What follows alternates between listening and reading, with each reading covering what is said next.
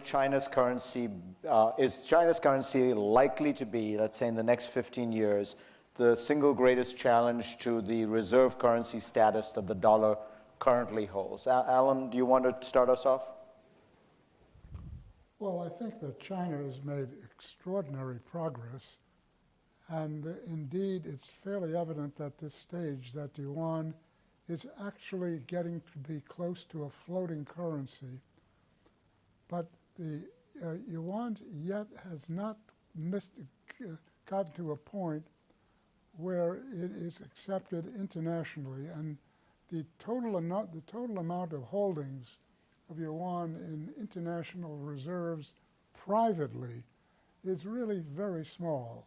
So they have a long way to go, and I don't see that yuan is a significant threat to the dollar as yet, but obviously it could be if in doubt it changes its overall structure, which is doing very slowly.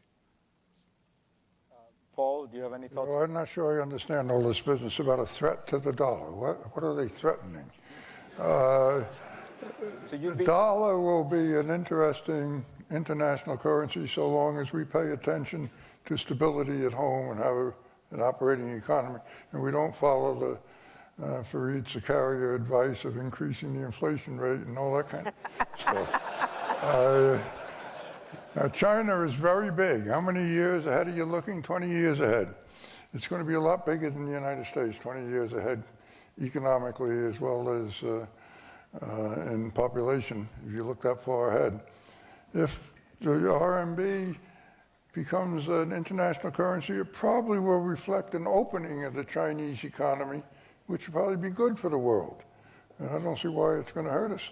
But Ben, there are people who say that the United States derives significant privileges from having the dollar as a reserve currency. I don't think that's at all true. I think there are modest benefits, and there are some costs as well. That's right. But in any case, the Chinese have taken this as a very big symbolic issue. For example, I think the actual economic implications of being in the special drawing right basket are not very large, but they've been treated as a very important symbolic step. And to the extent that these symbolic steps motivate China to open their markets and reform their financial markets and to increase liquidity and improve regulation and the like, then these are only positive things. These are not things that we should be worried about. Is there anything you can say on this subject? I think my colleagues have covered it. Thanks.